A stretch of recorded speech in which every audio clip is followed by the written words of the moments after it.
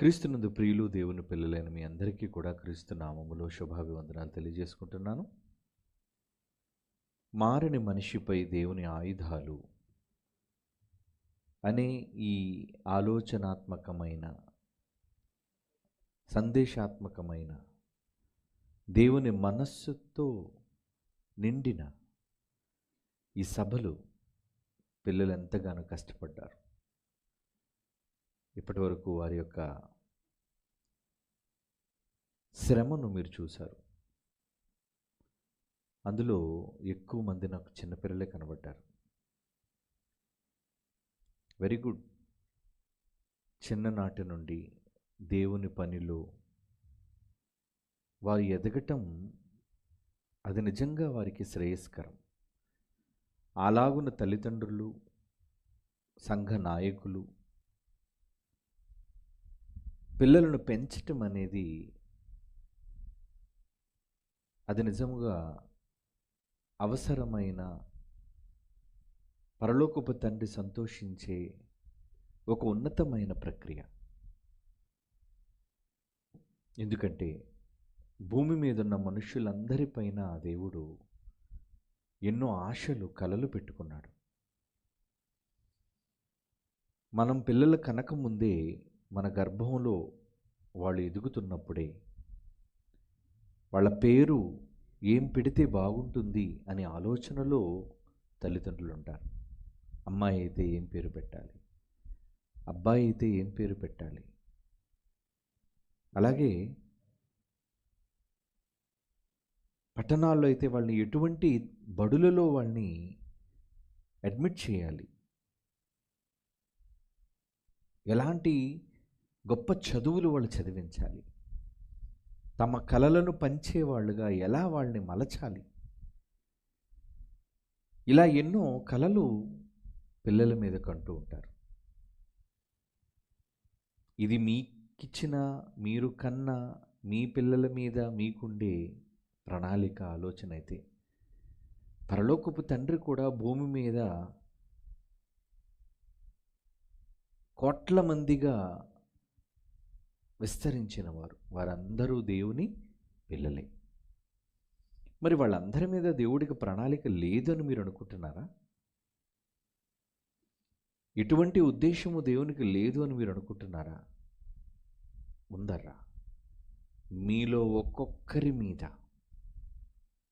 ఈరోజు భూమి మీద 800 కోట్లకు పైగా విస్తరించిన ఈ జనాభా, ప్రపంచ దేశాల్లో 800 కోట్లకు పైగా ఉన్నారు ప్రజలు.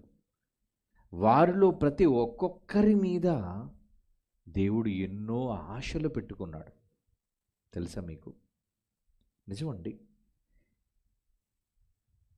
ఇది వాళ్ళకు తెలీదు. అదే విచారకరం.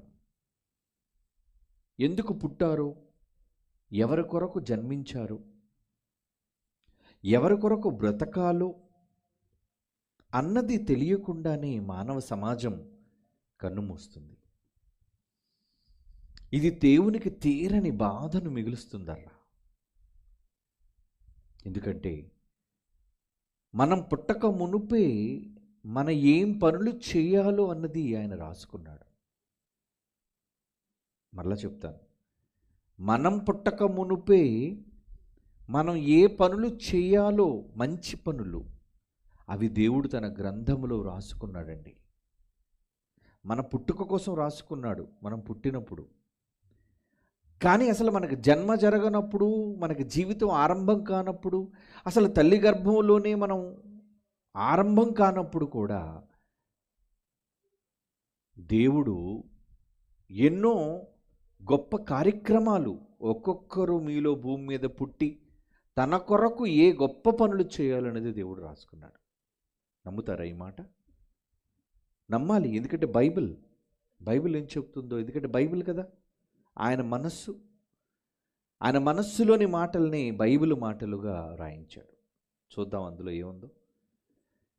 ఎఫెసీయులకు రాసిన పత్రిక 2వ అధ్యాయం 10వ వచనం. ఏమరా బ్లాక్ క్లాత్ కట్టలేదా ఈరోజు? ఏం చేశారు? నిన్న నల్లగుడ్డ కట్టారు వెనక, లేదా అది?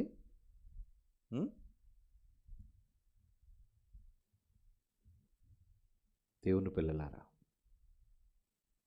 నా బొమ్మ క్లారిటీగా పిల్లలకు కనబడాలంటే వేదిక మీద వెనక నలుపు ఉండాలి, డార్క్ కలర్ ఉండాలి. నిన్న వేశారు, మరి ఈరోజు అది ఏమైంది ఆదమర్చిపోయినట్టున్నారు మీరు అందరం. సరే వినండి, దేవుడు ఇక్కడ రాయించాడు, మీ అందరి కోసం ఏమి రాశాడో చూడండి. మరియు వాటి యందు, అంటే ఆయన వ్రాసిన వాటి యందు మనము నడుచుకొనవలెనని, నడవాలట.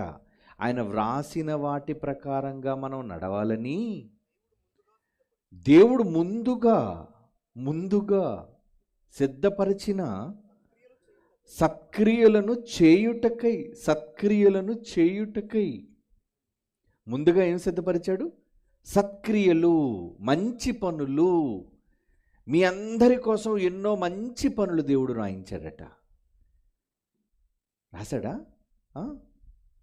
అవి మంచి పనులు, అందులో ఏది కూడా చెడు అనేది లేదు, అన్నీ మంచివే. ఆయన ఆశలు, ఆయన కోరికలు, ఆయన ఉద్దేశాలు మీ అందరూ చేయాలి అని మీ ఒక్కొక్కరి కోసం ఆయన రాసుకున్నాడట. ఏం రాశాడు? వాటి యందు మనము నడవాలని, అంటే వాటి ప్రకారంగా మనం బ్రతకాలని. నడవడం అంటే ఏంటి అక్కడ అర్థం? ఆయన చెప్పిన మాటల ప్రకారంగా మనం చేయటం, మన బ్రతుకులలో నెరవేర్చటం. ఆయన వ్రాసిన వాటి ప్రకారంగా మనం చేయటం, అది మంచిని చేయటం అంటే, మంచిలో నడవటం అంటే. ఒక మాట యేసు ప్రభు వారిని గురించి ఒక మాట చెప్పి ముందుకు వెళతాను నేను. యేసుక్రీస్తు వారు భూమి మీదకి వచ్చారు కదా, ఈరోజు క్రిస్మస్ సంబరాలు. భూమి మీదకి ఆయన ప్రవేశించినప్పుడు ఆయన ఏం మాట్లాడారో బైబిల్లో ఒకసారి చూద్దామండి. హెబ్రీలకు రాసిన పత్రిక 10వ అధ్యాయం 5వ వచనాన్ని చూద్దాం ఒకసారి. హెబ్రీ పత్రిక 10వ అధ్యాయం 5వ వచనం. కాబట్టి యేసుక్రీస్తు వారు ఈ లోకములోనికి వచ్చే ముందు ఏమని చెబుతున్నాడు చూడండి. వచ్చే ముందు ఏం చెబుతున్నాడంటే, ఆయన కోసం కూడా దేవుడు రాసుకున్నాడట. బలి అర్పణ నీవు కోరలేదు. దేవుడికి బలులు అక్కర్లేదట, మీరిచ్చే అర్పణలు అక్కర్లేదట. బలి అర్పణ కోరలేదు. నీ బలులు ఆయనకెందుకు, నీ అర్పణలు ఆయనకెందుకు? బలి అర్పణ ఆయన కోరుకోలేదు. కానీ నువ్వు తల్లి గర్భంలో నాకు ఒక శరీరం ఇచ్చావు కదా నాయన, పూర్ణ హోమములు, పాపాన్ని పరిహరించే పరిహారార్థ బలులు నీకిష్టమైనవి కావు తండ్రి. అప్పుడు గ్రంథపు చుట్టలో అంటున్నాడు చూడండి. యేసుప్రభు వారిని గురించి ఏం రాశారట? గ్రంథపు చుట్టలో. దేవుని దగ్గర పెద్ద గ్రంథపు చుట్ట ఉందటండి, పుస్తకం. గ్రంథపు చుట్ట అంటే పుస్తకము. గ్రంథపు చుట్టలో నన్ను గూర్చి వ్రాయబడిన ప్రకారము వ్రాసాడట. యేసుక్రీస్తును గూర్చి వ్రాయబడిన ప్రకారము, దేవా నీ ఇష్టం, నీ చిత్తం, నీ ఉద్దేశం నెరవేర్చుటకు నేను చెయ్యడానికి ఇదిగో భూమి మీద. Happy Christmas. క్రిస్మస్ అంటే ఏంటి అర్థం? ఇదిగో భూమి మీదకి నేను వచ్చి ఉన్నాను. యేసు ఎందుకు భూమి మీదకి అవతరించాడో తెలుసా? దేవుడు యేసు వారిని గూర్చి తన గ్రంథపు చుట్టలో ఎన్నో మంచి కార్యక్రమాలు, మంచి పనులు వ్రాసుకున్నాడట ముందే. ఆ వ్రాసిన పనులన్నిటి ప్రకారంగా ఇదిగో నేను వచ్చేసాను, మీ పని చేయడానికి వచ్చాను, పుట్టాను, మీ పని చేయడానికి నేను పుట్టాను. ఏమండి, యేసుక్రీస్తు వారు గ్రంథపు చుట్టలో వ్రాయబడిన వాటిని నెరవేర్చడానికే వచ్చారటండి. సిలువ వేశారు కదండి యేసుక్రీస్తు వారిని, యేసుప్రభు వారిని సిలువ వేశారు. సిలువ వేసిన తర్వాత ఇంకా ప్రాణం కాసేపట్లో పోతుంది. పోయే ముందు ఆయన ఏమన్నాడు తెలుసా అండి? నాకు దాహం వేస్తుంది, నాకు దాహంగా ఉంది, నాకు దాహం వేస్తుంది, నాకు కావాలి, నీళ్లు కావాలి. నాకు దాహాన్ని తీర్చండి అని సిలువలో బాధపడుతూ అన్నాడటండి. అప్పుడు పక్కన నిలిచిన వాళ్ళు ఏం చేశారు తెలుసా అండి? ఆ క్రింద ఉన్నోళ్ళు ఒక చిరక, ఒక స్పంజి లాంటిది, నీళ్లను మరి వడకట్టేది, నీళ్లను మరి పీల్చుకునే ఒక స్పంజి లాంటిది వాళ్ళు ఏం చేశారంటే చిరక. వాళ్ళు ఏం చేశారంటే, పోనీ ఏదో నీళ్లు అడుగుతున్నారు కదండి, ప్రాణం పోయే ముందైనా ఎవరైనా నీళ్లు అడిగితే కాస్త నోట్లో మంచినీళ్ళు పోయొచ్చు కదండి.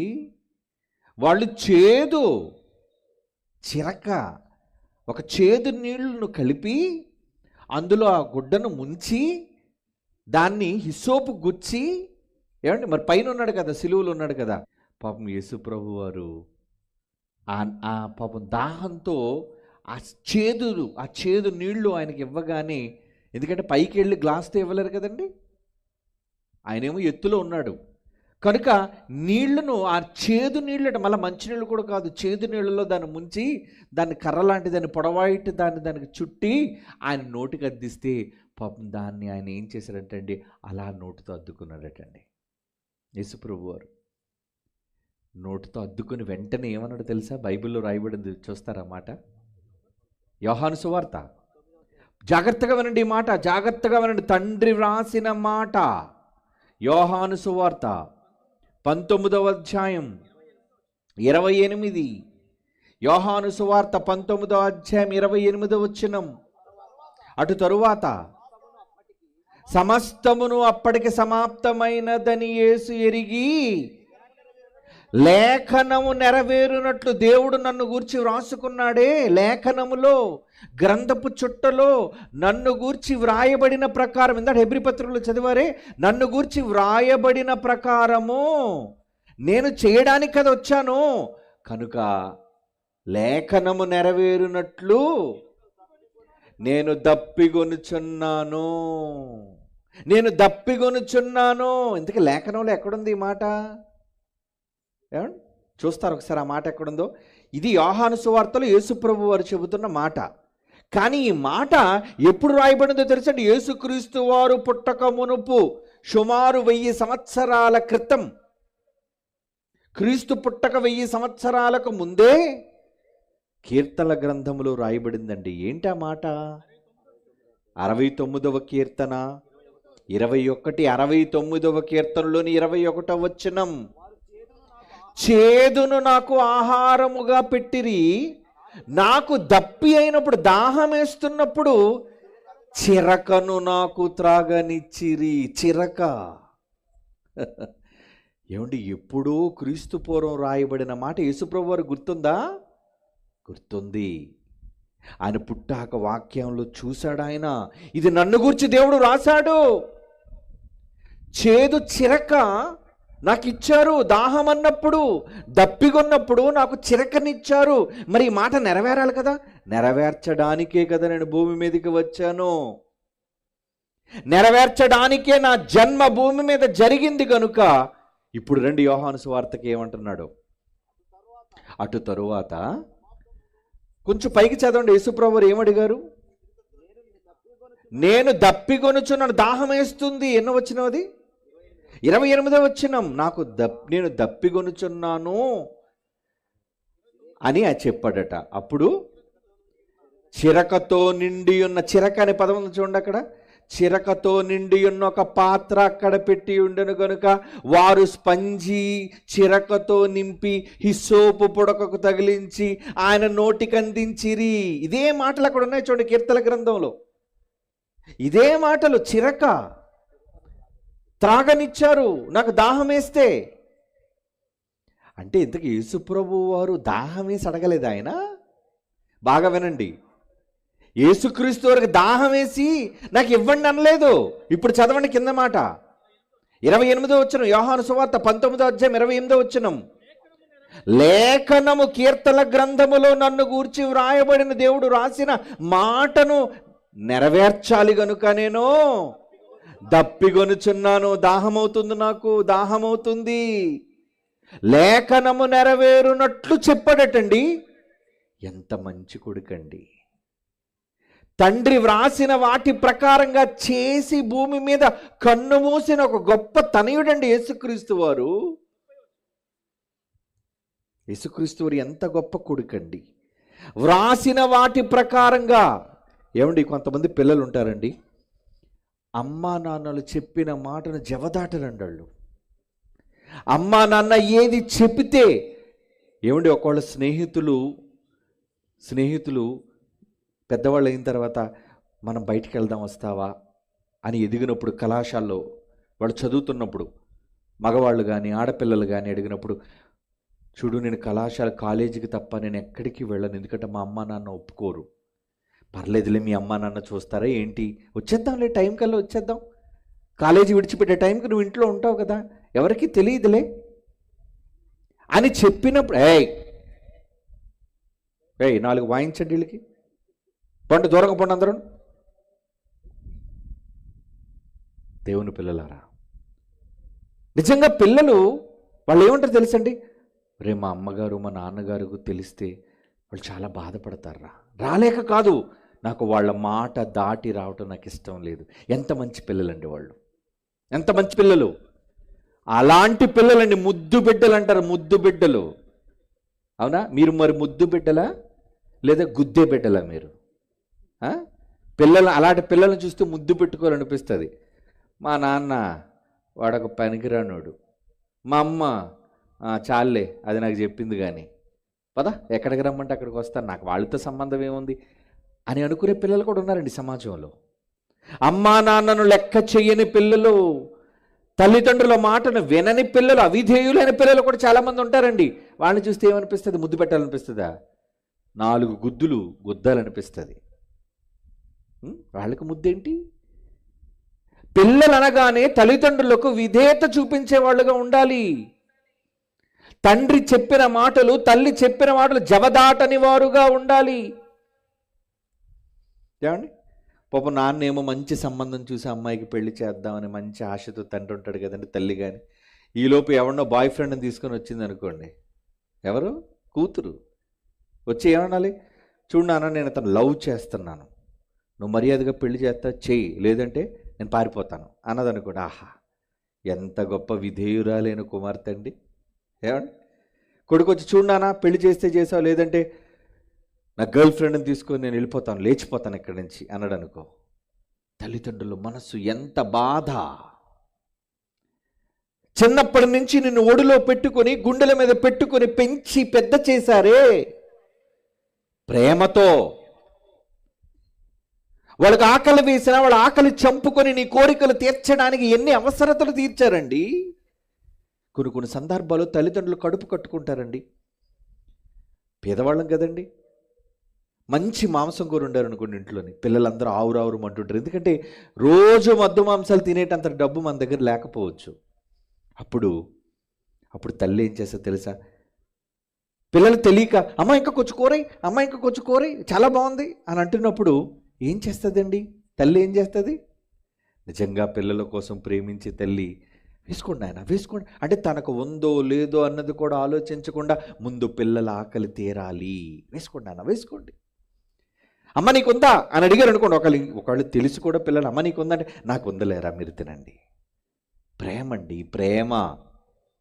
త్యాగం చేసే తల్లిదండ్రులు తమ ఆకలిని చంపుకొని పిల్లలకు బట్టలు కొనిచ్చారు, తమ ఆకలిని అవసరతలు చంపుకొని పిల్లల అవసరతలు తీర్చడానికి ఎన్నండి వాళ్ళకు బట్టలు, బొమ్మలు, వాళ్ళ అవసరతలు తీర్చడానికి ఎన్నో త్యాగాలు, అప్పులు. ఎందుకండి అప్పు చేస్తున్నారు? అమ్మాయి చదువు కోసం అప్పు చేస్తున్నానండి. ఎందుకండి మీరు మీ పొలం అమ్ముతున్నారు? అబ్బాయి ఉద్యోగం కోసం పొలం అమ్మేస్తున్నానండి.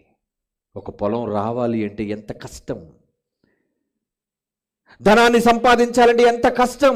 అలా సంపాదించినది కూడా తమ పిల్లల కోసం వదులుకోవడానికి తల్లిదండ్రులు ఇష్టపడిపోతున్నారు అంటే ఆ పిల్లల మీద ఎంత ప్రేమ పెంచుకున్నారు. 9 మాసాలు మోసి 20-30 సంవత్సరాలు వాళ్ళతో అనుబంధంలోనే నీకు ఎంత ప్రేమ మమకారం ఉంటే పరలోకపు తండ్రికి భూమి మీద నీతో మీ అందరితో ఎంతకాలం అనుబంధం ఉందో తెలుసా? అది 60 సంవత్సరాలు కాదర్రా, 80-100 సంవత్సరాలు కాదర్రా, కోటాను కోట్ల సంవత్సరాలు. ఎందుకంటే మీరు కావాలని ఎప్పుడు అనుకున్నాడు తెలుసా? ఆయన ఎప్పుడని కూడా తెలుసు, ఎఫ్సి పత్రిక 1వ అధ్యాయం 4-6 వచనాల్లో ఒక్క మాట ఉంటుందండి, చాలా పెద్ద మాట అది. ఆ మాటలో మనము తన కోసము అనే పదం ఉంటుంది చూడండి. మనము తన కోసము నిర్ణయించుకొని, మనలను తన కోసము నిర్ణయించుకొని, మనలను తన కోసము నిర్ణయించుకొని, ఏమండి, జగత్తు పునాది వేయబడక మునుపే ప్రేమ చేత క్రీస్తులో మనల్ని ఏర్పాటు చేసేసుకున్నాడట. మీరందరూ నా పిల్లలు, మీరందరూ నా పిల్లలు. ఎప్పుడండి ఏర్పాటు జరిగింది? మీరు మిమ్మల్ని అందరినీ పిల్లలుగా ఎప్పుడు ఏర్పాటు చేసుకున్నాడు ఆయన? ఏంటి మీరు పుట్టాక అనుకుంటున్నారా? మీరు బాప్తిసం తీసుకున్న తర్వాత మిమ్మల్ని అందరినీ ఏర్పాటు చేసుకున్నాడు అనుకున్నారా? లేదర్రా. జగత్తు పునాది వేయబడక ముందే, అంటే ఈ భూమి పుట్టక మునుపు. మరి భూమి పుట్టి ఎంతకాలం అయిందో మీకు తెలుసా? శాస్త్రవేత్తలు లెక్కేసి ఒక అంచనాగా లెక్క చెప్పారు, అది కరెక్ట్ కాదు. అది ఉజ్జాయింపుగా వాళ్ళు చెప్పిన లెక్క ఎంతో తెలుసా అండి? ఈ భూమి పుట్టి ఎంతకాలం ఏందో తెలుసా అండి? 1500 కోట్ల సంవత్సరాలు. ఎన్ని సంవత్సరాలు?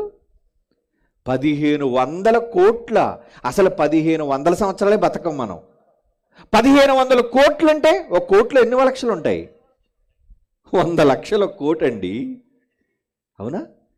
ఇన్ని కోటాను కోట్ల సంవత్సరాల క్రితమే, అంటే మీరు కావాలని దేవుడు అనుకున్నది భూమి పుట్టక మునుపు 1500 కోట్ల సంవత్సరాల క్రితం మిమ్మల్ని అందరినీ నా వాళ్ళు, నా పిల్లలని ఏర్పాటు చేసుకొని మీకోసం రాసేసుకున్నాడట. నా కొడుకు పరమేష్ పుట్టాలి, నా కొడుకు పరమేష్ ఆర్లబండలోను పరిసర గ్రామాల్లో ఎన్నో పనులు చెయ్యాలి. ఏమండి, పరమేష్ ఏడి ఉన్నాడా? ఇలారా. ఏమండి, సభలు పెట్టకముందు ఎందాడు మోసుకొని వెళ్ళాడు చూసారా? ఒక బరువైన ఇనుప ఒక బల్ల పడిపోయిందట నడుము మీద. తెలుసా మీకు? ఏనా? అవునా కదా? ఎక్కడా? దేవుని పనిలో ఉంటే పడిపోయిందండి బల్ల. అసలు ఇతను లేచి నడవకపోదురు. నడుము మీద, వెన్నుముక మీద పడితే. ఏమిటి, బాత్రూంలో కాలు జారి పడిపోయి మంచాన పట్టేసిన వాళ్ళు చాలామంది ఉన్నారండి. అలాంటిది ఇంచుమించు ఒక 15 అడుగుల ఎత్తైన ఇనుప నిచ్చెన. ఇతను ఎంత అల్పంగా ఉన్నాడు చూసారు? పోనీ ఏమైనా జబర్దస్త్గా ఉన్నాడా? బాడీ బిల్డర్ లాగా అల్పంగా ఉన్నాడండి. నడుము మీద పడిపోయిందండి. నిన్న కూడా చెప్తున్నాడు, అన్నయ్య దేవుడు నన్ను కాపాడాడని. అవును, నన్ను కాపాడాడు. ఎందుకోసం? ఇదిగో ఈ సభలు పెట్టించడానికి మిమ్మల్ని అందరినీ పిలిపించి ఈ పండగ వాతావరణంలో దేవుని కోసం ఒక గొప్ప పండగ చేయడానికి కొడుకు నిలబడ్డాడండి. మరి ఇతని కోసం రాసుకున్నాడా? రాసుకున్నాడు. ఇతనితో పాటు ఎంతమంది పిల్లలు పనిచేశారు? చిన్నపిల్లలు చూశారు మీరు? నిజంగా ఆశ్చర్యపోయానండి. ఆ తుప్పలు, తర్వాత ఆ ముళ్ళ పొదలు, వాటన్నిటిని నరకటం, కర్రలతో లాగటం. అవునా? ఏదో పిల్లలున్న వీడియో వేయండి. ఆ పిల్లలను ఎక్కడున్నారు? ఓకేనండి, వెరీ గుడ్. కూర్చోనన్న, కూర్చో. God bless you. కొడుకండి. ఎవరు కొడుకు? వాళ్ళ అమ్మా నాన్న కొడుకు కాదు, పరలోకపు తండ్రికి కొడుకు. ఇష్టమైన కొడుకు. నాకు ఇష్టమైన కొడుకు పరమేష్. ప్రాణానికి తెగించి కూడా ఇదిగో ఈ డబ్బును ఖర్చు పెట్టి ఇలాంటి ఉన్నతమైన కార్యక్రమాలు చేయాలి, చేయడానికి తన ప్రాణం మీదకి వచ్చినా సరే లెక్క చేయకుండా. ఏమంటే చూడండి, పిల్లలేని వాళ్ళంతా ఓకే ఓకే బాబా, పెద్ద మగాళ్ళు అండి వాళ్ళందరూ. ఏరా, ఇక్కడ ఉన్నారా? గ్రౌండ్లో ఉన్నారా పిల్లలు?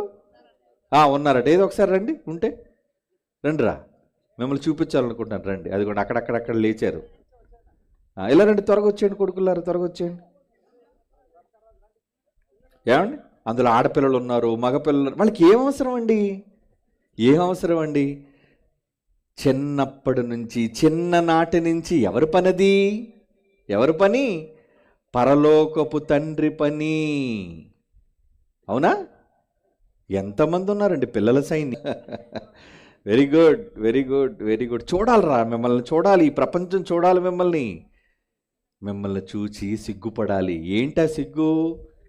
ఏమండి, పొడుగున్నలు వెనక నిలబడండి. జాగ్రత్త, వైర్లు తెంపికండి నాన్న, వైర్లు తెంపికండి. అలా నిలబడి. అందరూ వచ్చేసారా?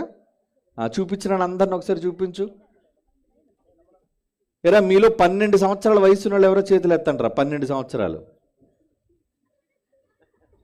నిజమేనా? 12 అని నేను అడిగానని చెయ్యెత్తారా మీరు? ఏరా 12ఏనా? అటు చూడండి, అటు చూడండి. అదిగోండి, 12 సంవత్సరాలు చెయ్యెత్తారండి వీళ్ళు. Very good, very good. దించండి పిల్లలారా. ఇలాగే ఉండండి. బైబిల్లో ఒక మాట చదువుదాం. లూకాసు వార్త 2వ అధ్యాయం 49. యేసుప్రభుని వెతుకుతున్నాడు. పండక్కి వచ్చి తల్లిదండ్రులు మర్చిపోయి వెళ్ళిపోయారు హడావుడిలో.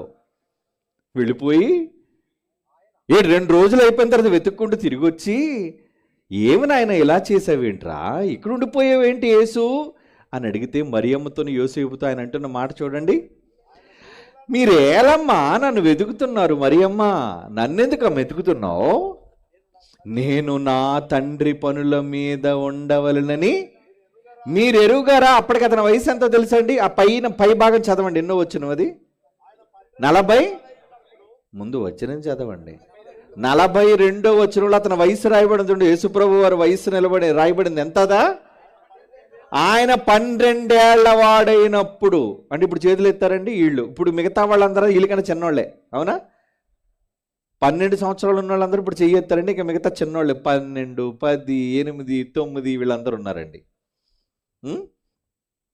ఇప్పుడు యేసుప్రభు వారు 12వ ఏట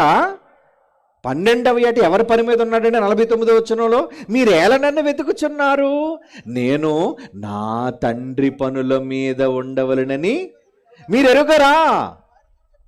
ఏమండి, ఎవరి పనులు అంటే వాళ్ళకి? అంటే ఈ వయస్సు నుంచి కూడా తండ్రి పనులు ఉన్నాయి వీళ్ళకి?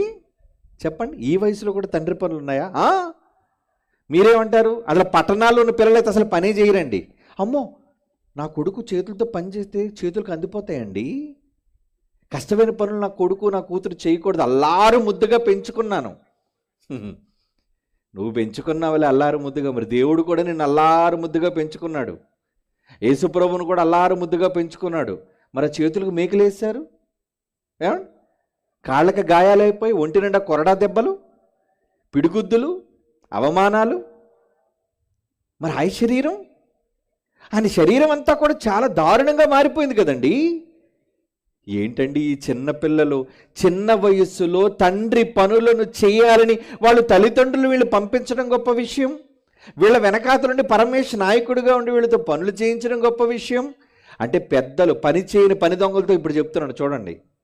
మీలో చాలామంది కేవలం సభలకు మాత్రం చక్కగా సాయంత్రం 7-8 గంటలకు తయారైపోయి పౌడర్ బాగా రాసుకొని పండగ వాతావరణంలో గట్టిగా మద్దు మాంసాలు, బిర్యానీలు, కేకులు తిని మీటింగా ఖాళీ ఉంటే వెళ్దాంలే, చివరి రోజైనా వెళదాం. ఎందుకంటే మనకు బిజీ, ఖాళీ లేదు కదండి. మహానుభావులు నిన్న మొదటి నుంచి వచ్చిన భక్తులు కొంతమంది అయితే, ఈరోజు ధైర్యం నుంచి వచ్చిన కొంతమంది భక్తులు అయితే రేపు మహాభక్తులు వస్తారు 3వ రోజు మళ్ళీ తీసుకెళ్ళిపోవడానికి. ఏమండి, అది కాదు భక్తి అంటే. సభలకు హాజరవ్వడం కాదు భక్తి అంటే. ఇలాంటి సభలు చేయడానికి చిన్ననాటి నుంచే 12వ ఏట వీళ్ళు పని చేస్తున్నారు అంటే వీళ్ళు చూశారు, మీరు వీడియోలో చూశారు వాళ్ళు చేస్తున్న పని. మరి మీరేం చేయాలి? 12వ ఏట చిన్నపిల్లలను చూసి పెద్దోళ్ళు బుద్ధి తెచ్చుకోవాలో వద్దా? చెప్పంటారా? సిగ్గుగా ఉంది కదా, ఊరుకోండి. మరి పిల్లలు పెట్టి మమ్మల్ని మరి అవమానిస్తున్నారేంటి? అవమానం అనుకుంటే ఇప్పుడు వెళ్ళిపోండి, రేపు రావద్దు కూడా. ఏమండి, ఎందుకంటే మీ మెప్పుల కోసం మాట్లాడే మెహర్బానీ బోధకుడు కాదు నేను. మీ డబ్బుల కోసం, మీ చందాల కోసం మాట్లాడేవాడిని కాను. ఉన్నది ఉన్నట్టుగా మొహం మీద పడేలు అనిపించి చెప్తాను నేను. కనుక నేను నచ్చను చాలామందికి. ఉన్నది ఉన్నట్టుగా చెబుతాను. మీరు తిట్టుకున్నా పర్వాలేదు. మొహమాటం లేనివాడిను యేసుప్రభువులా నేను. నాకెందుకు మొహమాటం? నాకెందుకండి మొహమాటం? ఏమండి, కేవలం కూర్చోడానికి వచ్చిన మీరు ఈ ఏర్పాట్లు చేయడానికి పిల్లలు ఎంత కష్టపడ్డారండి. రాత్రి పగలు కష్టపడ్డారు. సరే, డబ్బు లక్షల రూపాయలు వ్యయం చెయ్యాలి, దేవుని కోసం చెయ్యాలి, పని చెయ్యాలి. ఎందుకంటే దేవుడు రాసుకున్నాడు. 12వ ఏట కూడా యేసుప్రభు పని చెయ్యాలని రాసుకున్నాడు. ఆయన తండ్రి పనులట 12వ ఏట. 12, 13 ఏమండి, టీనేజ్, ఆ తర్వాత యవ్వన కాలం, ఆ తర్వాత మధ్య వయస్సు, ఆ తర్వాత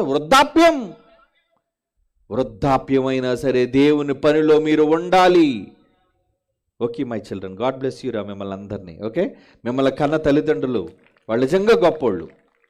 వెళ్ళండి, జాగ్రత్తగా వెళ్ళిపోండి, జాగ్రత్తగా వెళ్ళండి. పిల్లలండి, వాళ్ళని చూసి మనం నేర్చుకోవాలి. ఎందుకంటే ఇలాంటి వాళ్ళదే పరలోక రాజ్యం. పని చేసిన వాళ్ళదే పరలోకం. అలాంటి పిల్లలుగా మీరు దేవుని కొరకు పని చేస్తున్నారా? ఏమంటే మనకి వీళ్ళు వయసులో చిన్నపిల్లలు, కానీ దేవుడికి మనం ఏంటి తెలుసా అండి? మరి ఎలాగండి, నేను 12 వయసు దాటిపోయి ఇప్పుడు నాకు 62 వచ్చేసిందండి అనుకున్నారా? 60 ఏళ్ళు వచ్చేసేయండి, 50 ఏళ్ళు వచ్చేసేయండి, 70-80 ఏళ్ళు వచ్చేసేయండి, ఏం చేయాలి అనుకుంటున్నారా? మిమ్మల్ని చూసి మీ తండ్రి ఏమంటాడో తెలుసా? ఏమంటున్నాడో తెలుసా? చూస్తారు ఒక మాట, మీరు వృద్ధాప్యంలోకి వెళ్ళిపోయినా మిమ్మల్ని ఎత్తుకునే నాన్న ఉన్నాడండి ఒక ఆయన. ఏమండి, మిమ్మల్ని ఎత్తుకుంటాడట. మీ తల పండిపోయినా, ఏమండి, మీ వయసు పెద్దదైపోయినా, యెషయా గ్రంథంలో ఏమంటున్నాడు చూడండి, 46వ అధ్యాయం 4వ వచనం. యెషయా గ్రంథం 46వ అధ్యాయం 4వ వచనం. ముదిమి వచ్చు వరకు నిన్ను ఎత్తుకొని వాడను నేనే.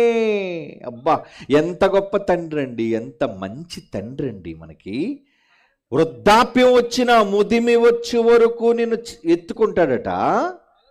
తల వెంట్రుకలు తెల్లగా నెరిసినంత వరకు నిన్ను ఎత్తుకుని వాడను నేనే చేసి ఉన్నాను.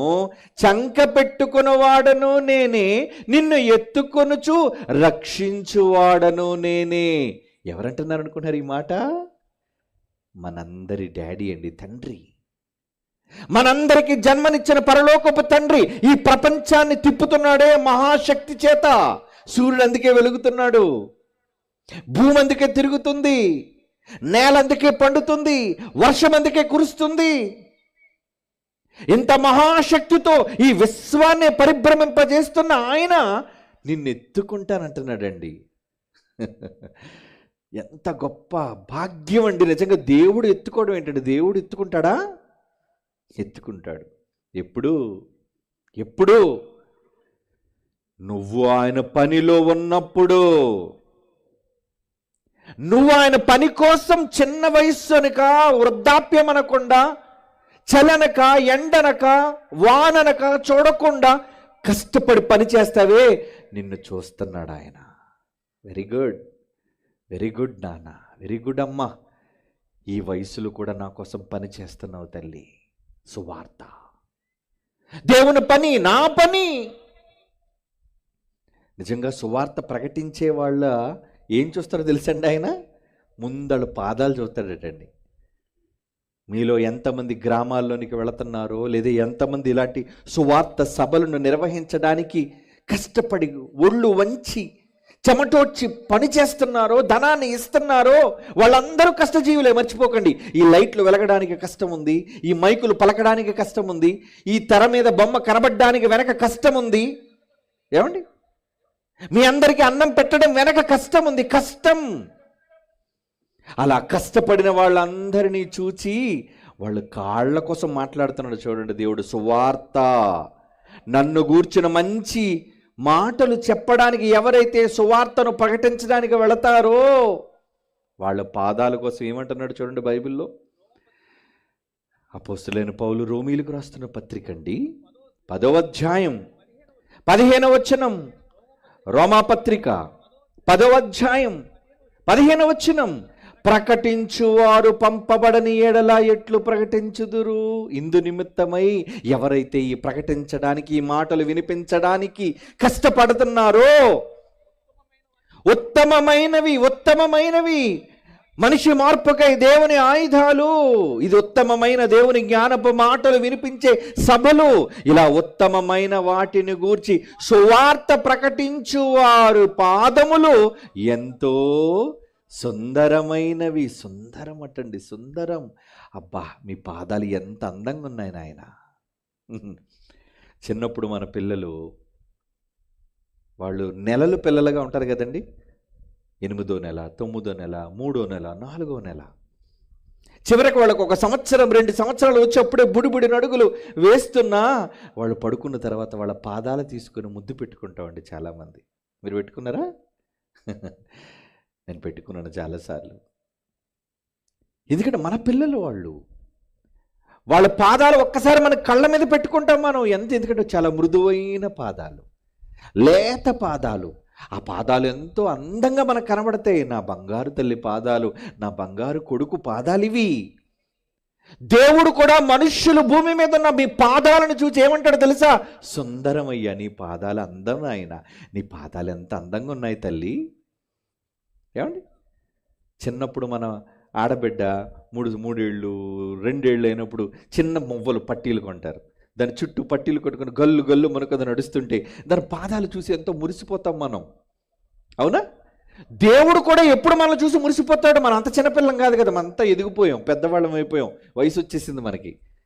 అలాంటప్పుడు మీరు ఆయన పని కోసం కాకుండా ఊరి మీద తిరుగుతున్నారు అనుకోండి, మీ పాదాలు నచ్చం ఆయనకి. మీరు మీ సొంత పనుల మీద తిరుగుతున్నారు, కష్టపడుతున్నారు అనుకోండి, మీ పాదాలు నచ్చం ఆయనకి. ఎప్పుడో తెలుసా మీ పాదాలు అందం, సుందరం? ఎప్పుడట? ఉత్తమమైన వాటిని గూర్చి ప్రకటించు వారి పాదములు ఎంతో ఎంతో ఎంతో అంటున్నాడండి. చాలా అందం అంటండి ఆ పాదాలు చూసి. ముద్దు పెట్టుకుంటాడు ఆ పాదాలు. ఎత్తుకునేవాడు ముద్దు పెట్టుకోడా? చెప్పండి. రా నాన్న, ఎత్తుకుంటాను రా, నేను ఎత్తుకుంటాను రా. పిల్లల మీద ప్రేమ. ఆయన వ్రాసుకున్న వాటి ప్రకారంగా భూమి మీద ఎవరైతే చేస్తారో వాళ్ళ కోసం ఆయన ప్రేమ పొంగిపోతుందండి, పొంగిపోతుంది. ఆయన ఇష్టం, బాగా ప్రేమిస్తాడు. ఎవరినో తెలుసా? ఆయన చెప్పిన మాటల ప్రకారంగా ఎవరైతే బాగా చేస్తారో వాళ్ళు ఆయనకి ఇష్టమైన పిల్లలు. అందుకే యేసు ప్రభు బాప్తీసం తీసుకోవడానికి వచ్చినప్పుడు చూసి ఏమన్నాడు? ఈయన నా ప్రియ కుమారుడు, మై లవింగ్ సన్. ఈయన యందు నాకు ఎంత సంతోషం. ఎందుకు సంతోషం? ఏమండి, యేసు ప్రభు గురించి దేవుడికి ఎందుకండి సంతోషం? పాపిని మార్చడానికి సిలువ నెక్కబోతున్నాడు నా కొడుకు.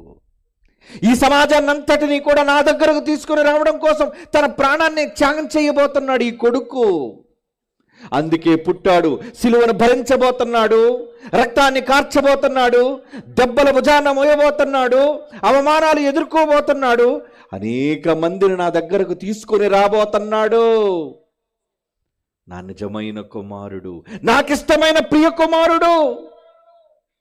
నిన్ను కూడా అంటాడు, నిన్ను కూడా అంటాడండి. ఈ సభల కోసం ఎంతమంది అయితే కష్టపడ్డారో, ఖర్చు పెట్టారో వాళ్ళందరి కోసం దేవుడు అనేది నా ప్రియమైన కుమారుడు, కుమార్తె. వాళ్ళ పాదాలు సుందరం. ఆయనకి ఎంతో సంతోషం, ఆనందం. మరి ఎంతమంది చెప్పండి మీ పరలోకపు తండ్రికి ప్రేమను పంచే పిల్లలుగా ఉన్నారు మీలో? మీ పరలోకపు తండ్రి మిమ్మల్ని ప్రేమించబట్టేనారా మీరు ఆనందంగా మీ గుండె కొట్టుకుంటుంది? ఏమండి, ఆరోగ్యంగా మీ శరీరంలో మీరు ఉన్నారు, మీ చుట్టూ మీ కుటుంబం, మీ పిల్లలు ఉన్నారు, 3 పూట్ల ఆహారం మీరు తినగలుగుతున్నారు, మీరు చక్కటి సంతోషకరమైన జీవితాన్ని మీరు గడపగలుగుతున్నారు అంటే ఇది ఆయన దయ, ఆయన ప్రేమ, ఆయన జాలి, ఆయన కరుణ. మరి ఎంత ప్రేమించి నీ కోసం ఇన్ని చేశాడే దేవుడు. చేసిన దేవుని కోసం నువ్వు ఏవైనా పని చేయగలుగుతున్నావా? ఒక కొడుకుగా, ఒక కుమార్తెగా నువ్వు కష్టపడగలుగుతున్నావా దేవుని కోసం?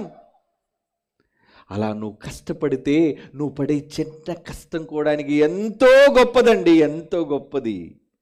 ఏమండి, అప్పుడప్పుడు మన పిల్లలు ఏమైనా తింటున్నప్పుడు దగ్గరికి వెళ్తాం, అంటే వాళ్ళ ప్రేమను తెలుసుకోవడానికి. అమ్మా ఆకలేస్తుంది, కొంచెం అన్నం పెడతావా తల్లి అని అడిగితే, ఏంటి కొంతమంది పిల్లలు ఏం చేస్తారండి, అదప్పుడే చిన్ని వేళ్ళుతో అన్నం తింటుంటుంది. ఆ చిన్ని వేళ్ళుతో ఎంత వస్తుందండి? నీకు ఆకలి తీరాలంటే ఎంతకొక తిరుపతి లడ్డు అంత ఉండాలి నీకు ఒక్కొక్క ముద్ద. ఏమండి, మామూలుగా కొంతమంది కలుపుతారండి ప్లేట్లో, గమేలలో సున్నం కలిపినట్టు కలుపుతారు. ఎంతెంత ముద్దలు కలిపి మింగు అమాంతంగా మింగెత్తుంటారు, గుట్టుకు గుట్టుకు గుట్టుకు. ఎందుకంటే అంత ముద్ద అయితే కానీ మన కడుపు నిండదు. తినండి, తప్పు లేదు.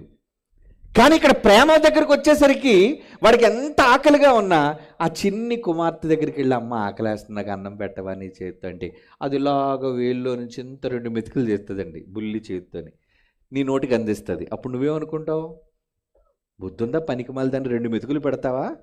ఆ ప్లేట్ అంతా ఇచ్చేయి అని లాక్కుంటావా? నీకు అదే కడుపు నిండిపోద్దండి. ఆహా, నా కూతురు ఎంత గొప్పది. ఏమండి, నా కూతురు ఎంత గొప్పది, నాకు ఆకలి తీర్చిందండి. అవునా? నాకు ఆకలి తీర్చిందని అనుకుంటారు, అనుకోరా? ఓకే, మీకు కొన్ని విషయాలు మీకు ఇప్పుడు చూపిస్తాను, మీరు చూడాలి. చూడండి.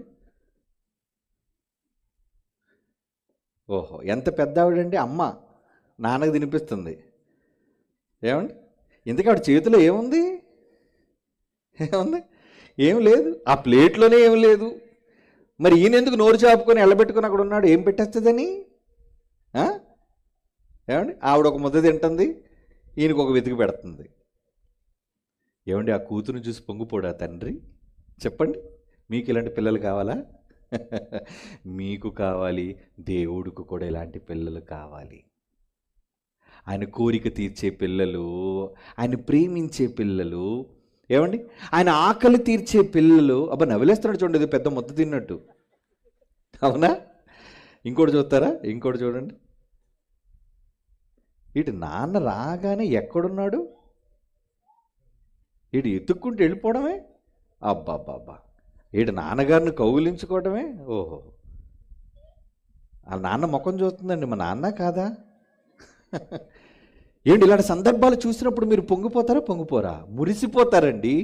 అబ్బా, నా కూతురికి ఏంటి, దాని వయసు ఎంత, తండ్రిని గుర్తించి అతను కౌగిలించుకోవడం ఏంటి, ఆయన హత్తుకోవడం ఏంటి, ఆయన గుండెలు పట్టుకోవడం ఏంటి, ఆయన మెడ చుట్టూ తన చేతులతో వాటేసుకోవడం ఏంటండి?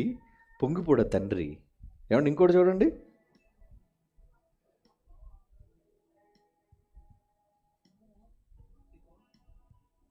పాపం అది తినడానికి ఐస్ క్రీమ్ పెడితే తండ్రి కొన్నాడు. ఆవిడ చూడండి, ఓహో, నాన్నకి తినిపిస్తుందండి కూతురు. నాన్నకి కూతురు తినిపిస్తుంది. మళ్ళీ నాన్న పాపం ఇచ్చేయాలని మనసు కాదు, అదంతా తినేయాలని కాదు, వాడు కడుపు ఎప్పుడు నిండిపోయింది. ఎందుకంటే నా కూతురు ఎంత గొప్పదండి, దాని మనసు ఎంత గొప్పదండి. ఏమండి, ఏమండి, అంటే ఈ సందర్భాలన్నీ చూసినప్పుడు ఇది చూడండి. ఏంటి, వాళ్ళ అమ్మ పరుగు తోసుకెళ్తుంటే ఏంటి, వాళ్ళ అమ్మ కన్నా వీడు బరువైనడా? అంటే మా అమ్మ పనిలో నేను కూడా సాయించేది. ఇప్పుడు పిల్లలు చేసిన పని ఏం చేశారు వీళ్ళు? పెద్దోళ్ళు పెద్ద పెద్ద కత్తులతో నరుకుతుంటే చూడండి, పిల్లలు అలాగ అందించేస్తున్నారు, అమ్మకి సాయం చేసేస్తున్నారండి ఇంట్లోని. వీళ్ళండి వండర్ కిడ్స్. అంటే తల్లిని తండ్రిని గౌరవించి ప్రేమించే గొప్ప పిల్లలు. ఎంత బాధ్యతో! ఏమండి, వీడి గదుల్లోనే ఉన్నవని తుడిచేయటమే. ఆహా, వీళ్ళు పిల్లలు కదండి, వీళ్ళు కదండి పిల్లలంటే. వాళ్ళ వయసు చిన్నదే కావచ్చు, వాళ్ళ వయసు చిన్నదే కావచ్చండి, వాళ్ళ వయసు చిన్నదే కావచ్చు. ఇక్కడ చూడండి, ఏమండి, ఓహో, వాళ్ళ నాన్న తల నిమురుతుంది చూడండి అమ్మాయి. అమ్మా, నిద్ర లేదు, మళ్ళా నిద్ర కాదు, ముద్దు. ఎవరి మీద ముద్దు? కన్న తండ్రి మీద ప్రేమ అండి ఆ బిడ్డకి. అవునా? Okay, okay. ఇంక ఇలాంటి సందర్భాలు చూస్తే ఎందుకు వచ్చింది, తలదోమని వచ్చిందిలేండి. దేవుని పిల్లలారా, ఇలాంటి సందర్భాలు సన్నివేశాలు చూసినప్పుడు మనకి ఏమనిపిస్తుంది తెలుసా? ఎంత మంచి పిల్లలండి, ఇలాంటి పిల్లలు మాకు కావాలి. కొంతమంది పిల్లలు ఉంటారులేండి, ఎలాంటి పిల్లలు తెలుసా అండి? మనం అప్పుడే మిఠాయి తీసుకెళ్ళాలి, చేతిలో పెడతాం, పెట్టి నాన్న ఇవ్వండి. నాది, నేను ఇవ్వను నీకు. గడుసోళ్ళు. ఏమండి, కొని తెచ్చింది నాన్న, నీ చేతిలో పొట్లం పెట్టింది నాన్న, తిరిగాడు చేయి చాపితే అడిగితే మాత్రం నేనివ్వను. మనం ఈ కేటగిరీకి చెందినోళ్ళు మనం. ఏమండి, దేవుడిని చేసిన ఆయన కోసం చేయడానికి వచ్చేసరికి, ఏమండి మీటింగ్కి వస్తారా? నేను రాను. ఏమండి సభలు పెడుతున్నా, మీరు ఇస్తారంటే నేనివ్వను. ఎవరు? కపటమైన పిల్లలు, దేవునికి ద్రోహం చేసే పిల్లలు, దేవుని ప్రేమించలేని పిల్లలు సమాజం అండి. ఈరోజు ప్రపంచంలో మనుషులు చూస్తుంటే ఎలా మారిపోయారో తెలుసా? ఎలా మారిపోయారు? అందరూ కూడా బాధ కలిగించే పిల్లలు, మనస్సుకు వేదన కలిగించే పిల్లలు. ఏమండి, ఈరోజు నీకు ఇచ్చిన ఆరోగ్యం ఆయన ఇచ్చిందే, భోజనం ఆయన ఇచ్చిందే, డబ్బు ఆయన ఇచ్చిందే, ఇన్నిటిని ఆయనే ఇచ్చాడు. ఆయన ఇవ్వకుండా నువ్వేం సంపాదించావు చెప్పు? నువ్వు అనుభవిస్తున్న నేల ఎవరిది? నువ్వు పీలుస్తున్న గాలి ఎవరిది? నువ్వు తింటున్న తిండి ఎవరిది? ఇవన్నీ దేవుడు దేవుడు దేవుడు దేవుడు చేసినవే. ఆయన చేసినవి ఆయనకి ఇవ్వడానికి దేవుడు చేయి చాపారు. నాన్న, నా కోసం వస్తావా? నా పని చేస్తావా? నా కోసం నడుస్తావా? నా కోసం నడు ఉంచుతావా? నా కోసం ధనాన్ని ఇస్తావా అని చేయి చాపి అడుగుతున్నాడు. ఎందుకు? ఆయన దగ్గర లేక కాదు, ఏమండి, ఆయన ఏం అడుక్కు తినటం లేదు. సర్వ సంపదలు కలిగిన వాడు ఆయన, ఆయనకి ఏ లోటు లేదు. నీకిచ్చి ఎందుకు చేయి చాపాడో తెలుసా? నీ మనసు ఏంటో తెలుసుకోవడానికి,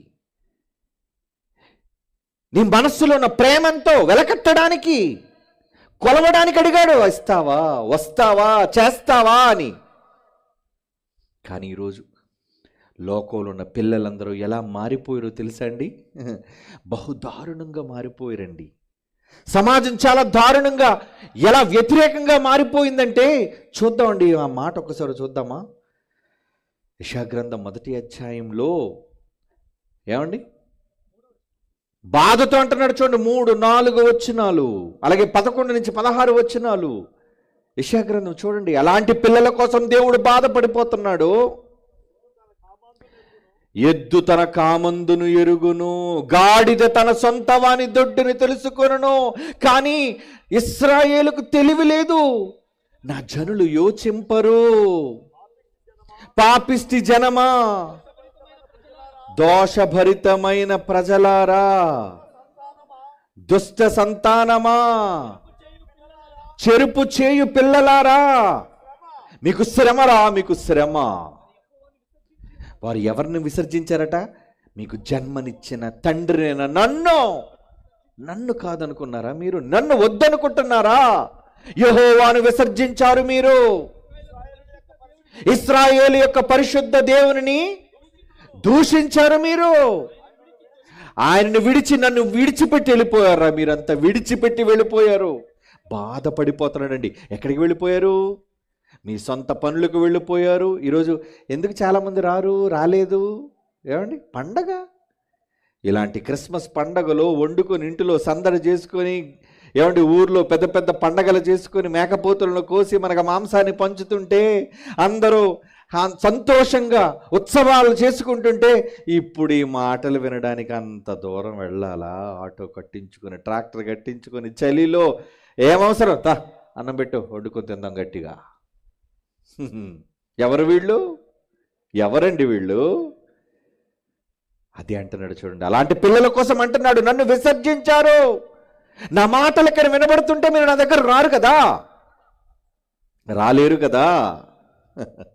అందుకే ఏమంటున్నాడు చూడండి, మీరేలా ఇంకనూ కొట్టబడుతున్నారు. అందుకే ప్రతి వాడికి నెత్తి నుంచి వ్యాధి వ్యాధి వ్యాధి.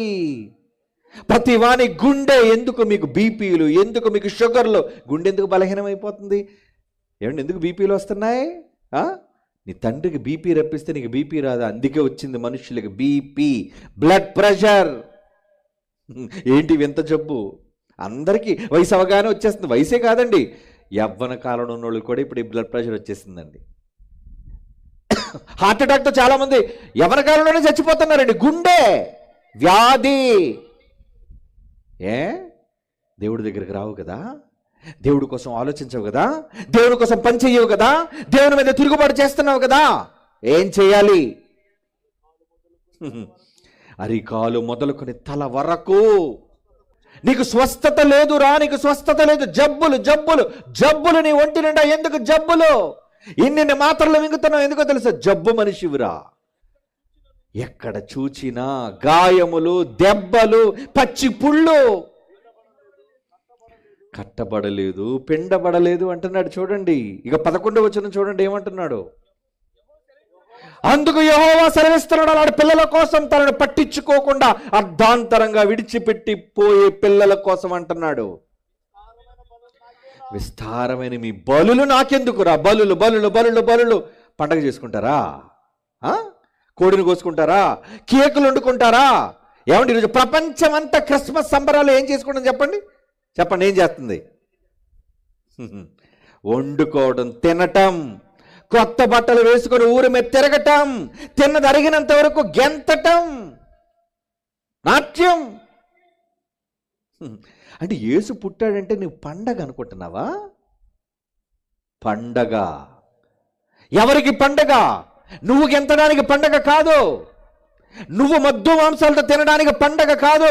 పరలోకపు తండ్రి మాటలు, రాసిన మాటలు నెరవేర్చడానికి పుట్టాడు ఆయన. నువ్వెందుకు పుట్టావు? నీకు పని లేదు, పాటు లేదు, దేవుని గురించిన మాటలు అంతకన్నా లేవు. మరేంటి? తినటం, తర్వాత వేదికల మీద గెంతటం, నాట్యం. పండగ చేసుకుంటున్నారా? పండగ అంటే గెంతులు అనుకున్నారా? పండగ అంటే తినడం అనుకున్నారా? పండగ అంటే కొత్త బట్టలు అనుకున్నారా? ఏది పండగో ఈ సమాజానికి, క్రైస్తవ్యానికి అర్థం కాలేదు అర్థం. అందుకే ఏమంటున్నాడు 11వ వచనంలో? విస్తారమైన మీ బలులు నాకెందుకు? దహన బలులు, పొట్టేళ్లు, బాగుగా మేపిన దూడలను, కొవ్వును నాకు వెక్కసమైన. కోడెల రక్తమంద, గొర్రెపిల్లల రక్తమందేనను, మేకల రక్తమందేనను నాకిష్టము లేదు. నా సన్నిధి కనబడ్డానికి కొత్త బట్టలు వేసుకొని వస్తున్నారు కదా మీరు. ఎవడ్రా మిమ్మల్ని రమ్మన్నది? ఏమండి, ఈ మాట చెప్తే ఊరుకుంటారా? ఏమండి, సమాజం అంతా చెడిపోతున్నప్పుడు, నాశనం అయిపోతున్నప్పుడు, బాగా వినండి, ఈ సమాజం అంతా నరకానికి జారిపోతున్నప్పుడు నువ్వెలా పండగ చేసుకుంటున్నావు? ఆలోచించండి. ఏమండి, మీ ఇంట్లో ఎవరికైనా మీ కుమారుడికో, కుమార్తెకో, తల్లికో, తండ్రికో మంచాన పట్టి రోగాన్ని ఐసీయూలో ప్రాణం టక్ టక్ టక్ కొట్టుకుంటున్నప్పుడు క్రిస్మస్ పండుగ చేసుకుంటావా? చెప్పండి, న్యాయం చెప్పాలి మీరు. ఇదే క్రిస్మస్ సమయంలో మీకు కావలసిన మీ సొంత వాళ్ళు, మీ ప్రియులు, మీరు బహుగా ప్రేమించిన వాళ్ళు ప్రమాదవశాత్తు వాళ్ళు హాస్పిటల్లో రోగగ్రస్తమై ప్రాణాలతో కొట్టుమిట్టాడుతుంటే కొత్త బట్టలు తెచ్చారనుకోండి. నాన్న రేపు క్రిస్మస్ కదా, 25 కదా రేపు, హాస్పిటల్లో ఉన్నాడు, పద ఇంటికి వెళ్ళి కొత్త బట్టలు వేసుకుందాం, కొత్త బట్టలు కొన్నాను ఇక్కడ, పో ఇక్కడి నుంచి. ఏమంటాడా తండ్రి? నా కుమార్తె ఇక్కడ ప్రాణంతో కొట్టుమిట్టులాడుతుంటే బట్టలేంట్రా? నాన్న నీకు మంచి బిర్యానీ తెచ్చాను నాన్న, కేక్ తెచ్చాను నాన్న, పో ఇక్కడి నుంచి. నీ కేక్ నాకెందుకు, నీ బిర్యానీ నాకెందుకు, నా కూతురు కావాలి నాకు. అవునా కదా? మీరు చెప్పండి. ఎస్, ఇదే న్యాయం. మీరు ప్రేమించిన వాళ్ళు, మీరు కన్నవాళ్ళు మంచాన పడి ఉంటే, మరణశయ్య మీద ఉంటే మీరు సంతోషించలేరు, సుఖించలేరు కదా. మరి దేవుడు ఎలా సుఖించగలడు? ఆయన సుఖంతో మీకు సంబంధం లేదు. దేవుడు ఏమవుతున్నాడో మనకు అనవసరం. పదండి గెంతుదాం, పదండి తిందాం కలిసి. డిసెంబర్ వచ్చిందంటే తిండి, పండగ, గెంతడం. అది కాదయ్యా పండగ అంటే. చెబుతాను విని రాత్రి పండగ ఏంటో. పండగ ఏంటో ప్రపంచ క్రైస్తవ్యానికి తెలీదు. అది చెప్పాలి అంటే Bible open universes India international చెప్పాలి. సార్వత్రిక క్రీస్తు సంఘంలో సత్యానికి స్తంభమైన క్రీస్తు సంఘం చెప్పాలి. ఏం తెలుసు మీకు? కొత్త బట్టలు వేసుకొని గెంతడం అనుకున్నారా పండగంటే? చుక్కలు వెలిగించి అందరినీ పీల్చి పిండి వంటలు వండి పంచడం అనుకున్నారా పండగంటే? నీకు పండగది, కానీ పరలోకపు తండ్రికి పండగది కాదో. చూపించమంటావు బైబిల్లో? పండగంటే ఏంటో చూస్తారా? తన పిల్లలు తనకు కాకుండా పోయినప్పుడు దేవుడు దిగులుగా ఉన్నాడండి. ఒక తప్పిపోయిన కుమారుని గురించిన ఉపమానంలో కొడుకు పోయాడు, తండ్రి దిగులుగా ఉన్నాడండి. నా కొడుకు నా దగ్గరికి రాలేదు, నా కొడుకు నా నుంచి దూరం అయిపోయాడు, నా కొడుకు నా నుంచి దూరం అయిపోయాడు. ఏమండి, తప్పిపోయిన కుమారుడు తిరిగి వస్తున్నాడండి. అది మీకు తెలుసా ఉపమానం? యేసుప్రభు చెప్పాడు, తండ్రి మనస్సు కోసం చెప్పాడు యేసుప్రభు. అందుకే తండ్రి మనస్సు కోసం యేసు ఒక్కడే చెప్పాడు ఈ సమాజానికి. ఏంటి ఆ మనసో తెలుసా? వాడు ఇంకనో దూరముగా ఉన్నప్పుడు వాడు తప్పు తెలుసుకొని, అవును నాన్న, నీ ప్రేమను నేను మర్చిపోయాను, నీ ఆదరణ నేను వదులుకున్నాను, నేను విసర్జించాను, ఈ లోక ప్రేమను కోరుకొని, స్నేహాన్ని కోరుకొని, ధనాన్ని పట్టుకొని ఊరి మీదకి పోయాను, నా తప్పు ఇప్పుడు తెలుసుకున్నాను నాన్న, నేను మారిపోయాను నాన్న, నా మనసు మారిపోయింది నాన్న, వచ్చేస్తున్నాను నాన్న, నీ దగ్గరికి వచ్చేస్తున్నా అని కొడుకు తిరిగి వస్తుంటే వాడింకా దూరముగా ఉన్నప్పుడు, ఎక్కడ? లోకాసువార్త 15వ అధ్యాయం చూడండి, మీ బైబిల్ తెరిచి. లోకాసువార్త 15వ అధ్యాయం 20వ వచనం. లోకాసువార్త 15వ అధ్యాయం 20వ వచనం. వాడు ఇంకనూ దూరముగా ఉన్నప్పుడు తండ్రి వారిని చూచి కనికరపడి పరుగెత్తి వాని మెడ మీద పడి ముద్దు పెట్టుకునెను. అప్పుడు ఆ కుమారుడు అతనితో, తండ్రి, నేను పరలోకానికి విరోధంగా నీ ఎదుట పాపము చేశానయ్యా, లోకాన్ని ప్రేమించాను, నీ సంతోషం ఏంటో తెలియకుండా అందరిలా నేను గెంతాను నాయన, నీ ఇష్టం ఏంటో తెలుసుకోకుండా అందరిలో కొత్త బట్టలు కుట్టించుకున్నాను నాయన. నేను కొత్త బట్టలు ఎప్పుడైనా కుట్టించుకో, తప్పు లేదు. కానీ నువ్వు కొత్త బట్టలు వేసుకుంటే ఆ తండ్రికి సంతోషం కాదు. నువ్వు సువార్త ప్రకటిస్తే ఆ తండ్రికి సంతోషం. నువ్వు అందంగా మేకప్ వేసుకుంటే కాదు ఆ తండ్రికి సంతోషం. నువ్వు ఈ సమాజంలోనికి వెళ్ళి సువార్తను ప్రకటిస్తే ఆయనకు సంతోషం. 99 నీతిమంతుల విషయమే కలుగు సంతోషము కంటే ఒక్క పాపి మారితే, అదేనండి ఇక్కడ అంటున్నాడు. ఏమంటున్నాడు? ముందు ఈ మాట చదివి అక్కడికి వెళదాం. పరలోకమునకు నేను విరోధంగా పాపము చేశాను, ఇక మీదట నీ కుమారుడు అనిపించుకునే అర్హత నాకు లేదయ్యా. అయితే తండ్రి ఏమంటున్నాడు? దాసులను చూచి బట్టలు పెట్టండి వీడికి. ఇప్పుడు పెట్టడతానండి, బట్టలు వేయండి వీడికి, బట్టలో కొత్త బట్టలు వేయించండి, ఇంకా ఉంగరం పెట్టండి, పాదాలకి చెప్పులు వేయండి వాడికి. ఇప్పుడు ఇప్పుడు వధించండి, అర్ర పశువును వధించండి. పండగ ఎవరికి? ఎవరికి? మనము చేరి, ఆ తండ్రి ఏమన్నాడు చూడండి, మనము తిని సంతోషపడునట్లు ఈ నా కొడుకు చనిపోయాడు అనుకున్నాను, కానీ బ్రతికొచ్చాడు మరలా నా దగ్గరకు, తప్పిపోయి నాకు దొరికాడు. అంతటా వాళ్ళు సంతోషం సంతోషం సంతోషం. ఎప్పుడు కొత్త బట్టలు పెట్టుకోమన్నాడు, ఎప్పుడు ఉంగరం పెట్టుకోమన్నాడు, ఎప్పుడు కొత్త చెప్పులు తొడుక్కోమన్నాడు, ఎప్పుడు వధించమన్నాడు, ఎప్పుడు ఆనందించమన్నాడు చెప్పండి. చనిపోయి తప్పిపోయిన కొడుకు దక్కితే, మారని మనిషి సమాజం నుంచి దేవుని కొరకు మారితే నువ్వు చెయ్యాలి పండగ. చేస్తున్నారు అలాంటి పండగ? ఎవడండి ప్రపంచంలో ఇలాంటి పండగ చేసేవాడు? ఆ పండగేనండి ఈరోజు ఈ సభ. ఎందుకో తెలుసా? ఇలాంటి వాక్యం విని ఎవరైతే తమ మనస్సులు మార్చుకొని, అవును ప్రభువా, నేను పరలోకానికి విరోధంగా తప్పు చేశానయ్యా, నీ కోసం బ్రతకాలయ్యా, నేను నా కోసం లోకం కోసం బ్రతుకుతున్నాను అని ఎవడైతే తన మనసు మార్చుకుంటాడో అప్పుడు ఏం జరుగుతుందో చెబుతున్నాడు చూడండి. లూకాసు వార్త 15వ అధ్యాయం 7వ వచనం. లూకాసు వార్త 15వ అధ్యాయం 7వ వచనం. అటువలే మారు మనసు అక్కరలేని కోట్ల మంది మారి లోపలికి వచ్చిన 99 నీతిమంతుల విషయమై కలుగు సంతోషము కంటే మార్పు చెందే, మారు మనస్సు పొందే ఒక్క పాపి విషయమై పరలోకమందు ఎక్కువ సంతోషం. సంతోషం సంతోషం సంతోషం. పండగ అంటే ఏంటి? యేసు పుట్టాడని నువ్వు సంతోషిస్తున్నావు, యేసు పుట్టాడని నువ్వు పండగ చేసుకుంటున్నావు. అది కాదు పండగ. ఈ సమాజంలో యేసు కొరకు ఒక పాపిని మార్చి చెయ్యి, దాట్ ఈస్ క్రిస్మస్. అది నిజమైన క్రిస్మస్ పండగ. బాప్తిస్మం అతను తీసుకొని యేసు ప్రభువును సురక్షకుడిగా అంగీకరిస్తాడే, దాట్ ఈస్ క్రిస్మస్. అదండి క్రైస్తవ్యం జరుపుకోవాల్సిన క్రిస్మస్ పండగ. అది ఆ పండగ నువ్వు మాత్రమే చేసుకునేది కాదు. ఒక పాపి తన మనస్సును మార్చుకుని నీటిలో మునిగి యేసును రక్షకుడుగా అంగీకరించి తన మనస్సులో పశ్చాత్తాపం వచ్చిందే, అప్పుడు పరలోకంలో జరుగుతుందండి పండగ. అదే కదండి ప్రపంచంలో దేవుడు మెచ్చుకునే సంతోషకరమైన పండగ.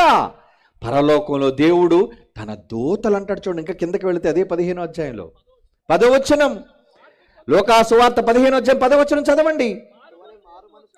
అటువలే మారు మనస్సు పొందు ఒక్క పాపి విషయమై దేవుని దూతల ఎదుట సంతోషము కలుగునని మీతో చెప్పుచున్నాను. ఇది యేసుక్రీస్తు వారు చెబుతున్న మాట. ఎప్పుడు దేవునికి సంతోషం? నువ్వు కొత్త బట్టలు కట్టుకొని ఇంట్లో చుక్కలు వెలిగించి, ఏమండి, నీ ఇల్లంతా కూడా రంగులతో, కొత్త రంగులతో నింపుకొని నువ్వు, నీ కుటుంబం, దూరస్తులందరూ ఒక దగ్గర కూడి గట్టిగా తిని పడుకొని సంతోషించి కచేరీలు చేస్తే సంతోషం అనుకుంటున్నావా? నా ప్రపంచం అంతా అదే పండగ అనుకుంటుంది. అది కాదు పండగ, అది నీకు పండగ. కానీ దేవుని దృష్టిలో దండగా డబ్బులని ఖర్చు పెడుతున్నావు. ఆ ఖర్చు పెట్టే డబ్బులు సువార్త కోసం ఖర్చు పెట్టావు, పాపిని మార్చడానికి ఖర్చు పెట్టావు. అప్పుడు నాకు పండగ, అదేరా నాకు రియల్ క్రిస్మస్. నా కొడుకు పుట్టాలి, నా కొడుకు మనసు మారాలి. ఎప్పుడైతే నా కొడుకు మార్పు చెందుతాడో, ఒక్క పాపి మారినందుకే పరలోకంలో ఎంత సంతోషమైతే 10 మంది మారితే, 100 మంది మారితే, 1000 మందిని మార్చగలిగితే, మార్చో. ఎంతమందిని మారుస్తావో మార్చో. నువ్వు మార్చే ప్రతిసారి పరలోకమందు దేవుడు ఎప్పుడు పండగ ఆయనకి. నీకు క్రిస్మస్ మాత్రమే పండగ, ఒక్కరోజు సంవత్సరంలో. నువ్వు ప్రతిసారి సువార్త ద్వారా అనేక మందిని రక్షించగలిగితే, నువ్వు రక్షించే ప్రతిసారి పరలోకంలో పండగే పండగ. తన కొడుకు తన దగ్గరకు రావటమే పండగ. ఈ పండగ కోసం ఎందుకండి క్రైస్తవ్యం ఆలోచించలేకపోతుంది? పండగ అర్థం తెలియకుండా వ్యర్థముగా ఆరాధించుచున్నారు నన్ను. పెదవులతో స్తుతించెదరు. మళ్ళీ ఏమని? అందరి పాటలు చూడండి. చొక్క పుట్టింది, జ్ఞానులు వచ్చారు, యేసు పుట్టాడు, సంబరం చేసుకుందాం, తాగి తందనాలాడుదాం, కొత్త బట్టలు వేసుకుందాం, బూరులు అరిసెలు పంచుకుందాం. ఇదా? ఎవడరా చెప్పాడు నీకు? బైబిల్ అర్థం కాలేదు కదా. వ్యర్థమైన ఆరాధన. తమ పెదవులతో నన్ను స్తుతించుదురు గాని, ఏమండి, మాటికి యేసు ప్రభువుని గురించి క్రిస్మస్ పాటలు. నన్ను వ్యర్థముగా మీరు ఆరాధించుచున్నారు కానీ మీ హృదయం, ఏమన్నాడు అక్కడ? మార్కు సువార్త 7వ అధ్యాయం, మార్కు సువార్త 7వ అధ్యాయం 6వ వచనం. అందుకు యేసు అంటున్నాడు, ఏమని చెబుతున్నాడు? ఈ ప్రజలు పెదవులతో నన్ను ఘనపరుచుదురు గాని వారి హృదయం నా దగ్గర లేదో. వాళ్ళ పాటల్లో, వాళ్ళ డప్పుల్లో, వాళ్ళ గెంతుల్లో, వాళ్ళ బట్టల్లో, వాళ్ళ తిండిలో ఘనం. ఏంటి ఘనం? నువ్వెంత గొప్ప పెద్ద చొక్కెలిగించావనా? ఏమండి, చర్చిల మధ్య పోటీలండి. ఏంటి? ఏమండి, ఈ జిల్లాలో మాది పెద్ద చొక్క అండి. కాదురా ఎవరే చొక్క కాదురా ముఖ్యం. ఒక పాపి మార్పురా ముఖ్యం. ఏమండి, మా చర్చ్ అంతా పండగ చేసి, పండగకి ఎంత ఖర్చు పెట్టామో తెలుసా? చెప్పు ఎంత? 5 లక్షలు ఖర్చు అయింది. అబ్బా, దేనికి? తిండి. అందరు కూర్చొని తిన్నారు కదా గట్టిగా. నువ్వు వండుకు తినడానికి కాదు ఆ పండగ. నువ్వు ఖర్చు పెట్టే ఆ తిండి కోసమైన ఖర్చు 5 లక్షలు పాపి మార్పు కోసం, సువార్త ప్రకటన కోసం, ఇలాంటి మాటలు ప్రకటించడం కోసం, సభల కోసం పెట్టవా? పెట్టరో. ఏమండి, వారు మానవులు కల్పించిన పద్ధతులు. ఏమండి, ఏం పద్ధతులు?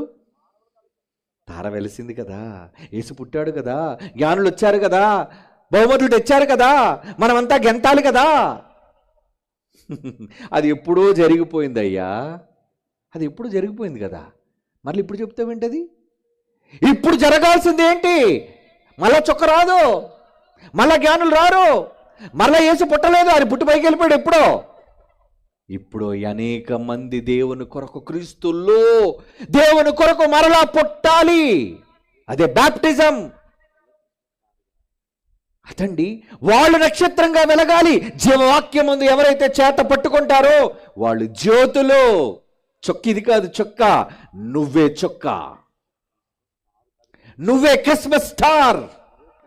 ఎవరైతే క్రీస్తు కోసం ప్రకటిస్తున్నారో, ఎవరైతే తమ కష్టాన్ని దేవుని కోసం ఖర్చు చేస్తున్నారో వాళ్ళండి నిజముగా దేవుని కొరకు వెలిగే నిరంతరమైన దేవుని నక్షత్రాలు వాళ్ళు. ఇవన్నీ కూడా ఈ సమాజం మర్చిపోయిందండి. క్రైస్తవ్యం మానవులు కల్పించిన పద్ధతులు. దేవుడు చెప్పాడట మరలేలికి. దేవుడు చెప్పాడా? మానవులు కల్పించిన పద్ధతులు, దైవోపదేశములని బోధిస్తూ నన్ను వ్యర్థం